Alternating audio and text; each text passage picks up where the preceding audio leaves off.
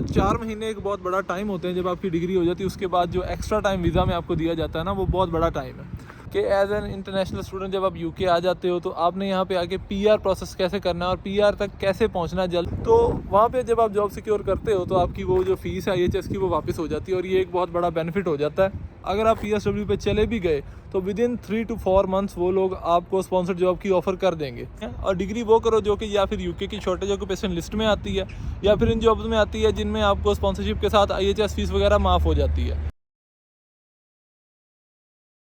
अस्सलाम वालेकुम गाइस, उम्मीद है आप सब लोग खैरियत से होंगे। तो यार जब भी कोई बंदा ना स्टूडेंट वीज़े पे यूके आता है या किसी बाहर वाले कंट्री जाता है तो उसका मेरा ख्याल है यही माइंड होता होगा कि वो यहाँ पे पक्का हो, यहाँ पे नेशनैलिटी ले, अपने लिए कुछ करे और पीछे होम कंट्री में या पाकिस्तान में अपनी फैमिली के लिए कुछ करे, उनकी ज़िंदगी को बेहतर बनाए और यहाँ पे अपने लाइफ स्टैंडर्ड को बेहतर करे। तो बहुत ही कम स्टूडेंट होते हैं जो ये सोच के आते हैं कि हमने बस डिग्री करनी है और हमने वापस चले जाना। मोस्टली की सोच वही पहले वाली होती है, क्योंकि ऑब्वियसली आप इतनी इन्वेस्टमेंट करके आए हो, इतने पैसे आपने एक वीज़ा लेने के लिए 25, 30, 35 लाख लगाया होता है, तो वर्थ करता है कि आप वहाँ पे रुक के नेशनैलिटी भी लो। तो ऑब्वियसली ये आपके लिए और आपके आगे आने वाली जनरेशन के लिए बेटर डिसीजन ही होता है। तो आज की इस वीडियो में हम यही बात करने वाले हैं कि एज एन इंटरनेशनल स्टूडेंट जब आप यूके आ जाते हो तो आपने यहाँ पे आके पीआर प्रोसेस कैसे करना है और पीआर तक कैसे पहुँचना है जल्द से जल्द, और कौन से ऐसे हैक्स हैं जो अगर आप लगाओगे तो आपको शायद आसानी होगी पीआर लेने में और आपका जो ये प्रोसेस है, आपकी जो जर्नी है शॉर्ट भी हो जाएगी और ईजी भी हो जाएगी। तो टाइम ज़ाया किए बगैर वीडियो को स्टार्ट करते हैं। सबसे पहले यूके आने के लिए आपको सबसे ज़रूरी एक चीज़ रिक्वायर होती है, वो है स्टूडेंट वीज़ा, जो कि आप कंसल्टेंट के थ्रू लगवा लेते हो। अगर आपके पास एजुकेशनल डॉक्यूमेंट तमाम पूरे होते हैं तो आप वो स्टूडेंट वीज़ा लेके यूके आ जाते हो। अब 2 रूट्स हैं यूके आने के लिए, 3 एक्चुअली। आप बैचलर्स पे आ सकते हो, मास्टर्स पे आ सकते हो या फिर आप PhD पे आ सकते हो। बैचलर्स और मास्टर के लिए बाद में 2 साल का PSW होता है जिसको कहते हैं पोस्ट स्टडी वर्क वीज़ा, और PhD के स्टूडेंट्स के लिए होता है 3 साल का PSW। और अभी यूके गवर्नमेंट ने लास्ट ईयर सितंबर अक्टूबर में ये रूल पास किया था कि अब जो बंदा स्टूडेंट वीज़े पे आएगा ना, वो स्टूडेंट वीज़े को वर्क वीज़े में या स्पॉन्सरशिप वीज़े में तब तक कन्वर्ट नहीं करता जब तक कि उसकी कोर्स डेट ख़त्म नहीं हो जाती।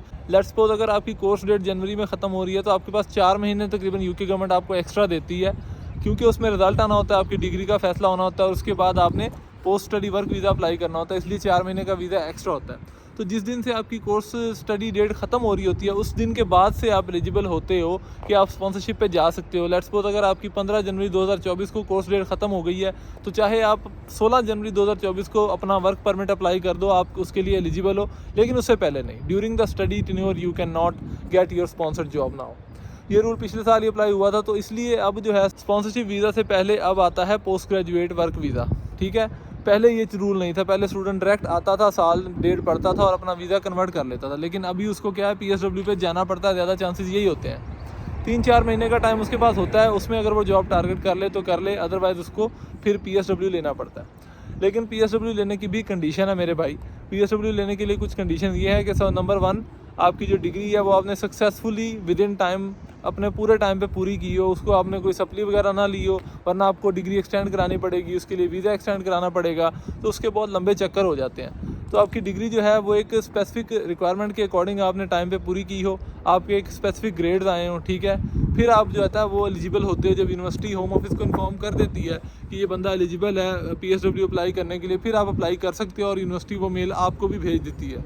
अब यहाँ पे आता है असल वो ट्रिक जो आपने लगानी होती है। कुछ लोग क्या करते हैं, डिग्री के बाद जो 4 महीने होते हैं उसको जॉब ढूंढने में पूरा करते हैं और फिर लेते हैं PSW, और उन लोगों को ये लगता है कि अगर हमने PSW के पैसे भर लिए हैं तो अब हमारा राइट बनता है कि हम इस पे 2 साल पूरे करें और 2 साल के बाद जाके कहीं हम वर्क परमिट लेने का सोचेंगे या फिर स्पॉन्सर्ड जॉब का बाद में सोचेंगे।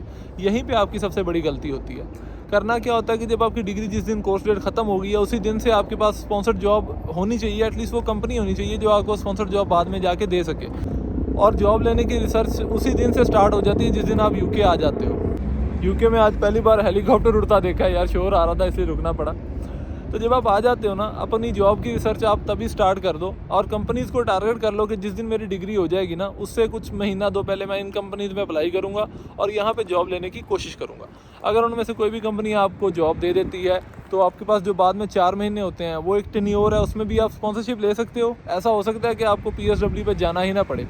लेकिन अगर आपको PSW पे जाना पड़ भी गया तो होता क्या है कि कुछ ऐसे सेक्टर्स हैं जो कि आपको यूके गवर्नमेंट की वेबसाइट पे मिल जाएंगे, हेल्थ केयर के, और बहुत से ऐसे सेक्टर्स हैं जिनमें अगर आप जॉब लेते हो ना तो आपकी जो PSW की IHS फ़ीस है वो माफ़ हो जाती है और वो लोग आपको वो रिटर्न कर देते हैं।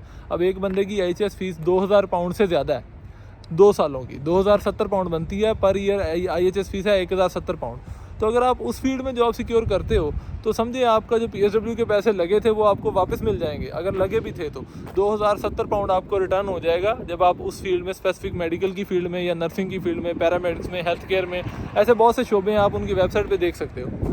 तो वहाँ पे जब आप जॉब सिक्योर करते हो तो आपकी वो जो फीस है IHS की वो वापस हो जाती है और ये एक बहुत बड़ा बेनिफिट हो जाता है।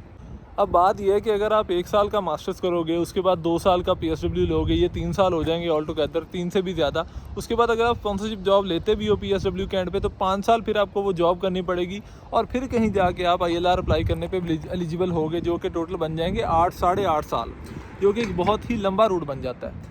अब इसमें करना क्या होता है, आपने बेसिकली आप ये करोगे कि जिस दिन आपकी डिग्री ख़त्म होगी उससे पहले ही आपने अपने टारगेट तैयार करके रखने हैं कि हमने इस जगह पे, इस कंपनी को हमने टारगेट करना है और यहाँ पे हमने जॉब अप्लाई करनी है। और उन 4 महीने एक बहुत बड़ा टाइम होते हैं जब आपकी डिग्री हो जाती है। उसके बाद जो एक्स्ट्रा टाइम वीज़ा में आपको दिया जाता है ना, वो बहुत बड़ा टाइम है। आपकी कोशिश यही होनी चाहिए कि इस 4 महीने में आप उस जॉब पर जाके खड़े हो जाओ। नो मैटर आपको PSW अप्लाई करना पड़ता है या नहीं करना पड़ता, उसको छोड़ दो, एक बार साइड पे कर दो। आप जाके अपनी जॉब वाली फील्ड में ना अपना कदम पहला रख लो। आप कदम रख लोगे, आपका एक्सपीरियंस बिल्ड होना शुरू हो जाएगा। अगर आप PSW पे चले भी गए तो विदिन 3 to 4 मंथ्स वो लोग आपको स्पॉन्सर्ड जॉब की ऑफ़र कर देंगे। अब 3 to 4 मंथ्स कैसे? 4 महीने आपने पहले लगा लिए हैं वहाँ पे, दैट्स फॉर आपने PSW ले लिया, 2-3 महीने आपने और काम कर लिया है। और किसी बंदे को परखने के लिए ना 6-7 महीने का ये टेन्योर बहुत होता है। और यहाँ पे इतना ही कंपनियाँ परखती हैं, 6 महीने 8 महीने देखती हैं, बंदे का काम पसंद आया तो उसको वो स्पॉन्सर्ड जॉब ऑफ़र कर देती हैं। तो बात है सिर्फ प्लानिंग की और माइंडसेट की। अगर आप चीज़ों को प्लान करके चलते हो तो नंबर 1 तो सबसे पहले आपका टाइम बचेगा, and time is money, time से कीमती कोई चीज़ नहीं होती। और दूसरे नंबर पे आपके एक्चुअल पैसे बचेंगे। हो सकता है आपके PSW के पैसे आपको बच जाएं, वरना IHS फीस के पैसे बच जाएं। तो इन दोनों में से एक भी चीज़ बच जाती है तो समझो आपकी वो 2-3 हज़ार पाउंड की बचत है। तो ये this is not a small amount, ये बहुत बड़ी अमाउंट है। और तीसरे नंबर पे जो कि आपको जाके ILR या फिर PR आपको मिलनी है 8-9 साल बाद, क्योंकि आप जो पासपोर्ट है ना वो ILR मिलने के 12 महीने बाद आप एलिजिबल होते हो पासपोर्ट अप्लाई करने के, वो भी तब अगर आप सारी रिक्वायरमेंट मीट कर रहे हो। तो अगर एक 9-10 साल के रूट की बजाय आप एक स्मार्ट वर्क करो तो आपका ये रूट जो है ना कम हो के 6 से 6.5 साल का हो जाता है, क्योंकि साल स्टडी का तो पढ़ना ही पढ़ना है और 5 साल स्पॉन्सर्ड जॉब करने के भी पढ़ने ही पढ़ने हैं। 6 साल मिनिमम है और ये एक्सटेंड होके भी मैक्सिमम जाए 6.5 से 7 साल तक रहना चाहिए। 7 साल से ऊपर अगर आप 8-9 साल तक चले गए हो तो ये बहुत लेट है एक PR लेने के लिए UK की। सो ये है मेन वो बात जो आपने करनी है, प्लानिंग के साथ चलना है। प्लानिंग नहीं होगी तो चीज़ें आपकी रेंज से बाहर हो जाएंगी और चीज़ें करने का मज़ा भी नहीं आता उस तरह। फिर जब एक वक्त गुजर जाता है, एक चीज़ जब ना मिले तो वक्त के बाद मिलने का मज़ा नहीं आता। अब ये वो पॉइंट है जहाँ पे आपकी डिग्री मैटर करती है। फिर अगेन प्लानिंग की बात आ गई, आप सोच के आओगे आपने कौन सी डिग्री करनी है, और डिग्री वो करो जो कि या फिर UK की शॉर्टेज ऑक्यूपेशन लिस्ट में आती है या फिर इन जॉब्स में आती है जिनमें आपको स्पॉन्सरशिप के साथ IHS फीस वगैरह माफ़ हो जाती है। वो मेडिकल की सारी फील्ड्स हैं, और जो शॉर्टेज ऑक्यूपेशन लिस्ट हैं वो आपको गवर्नमेंट ऑफ UK की वेबसाइट पे मिल जाएंगी, क्योंकि जो शॉर्टेज ऑक्यूपेशन लिस्ट है उनमें जॉब्स की हमेशा कमी रहती है। तो अगर आप वो डिग्री करोगे तो आपको स्पॉन्सर जॉब मिलने के ऑटोमेटिकली चांसेस बढ़ जाएंगे।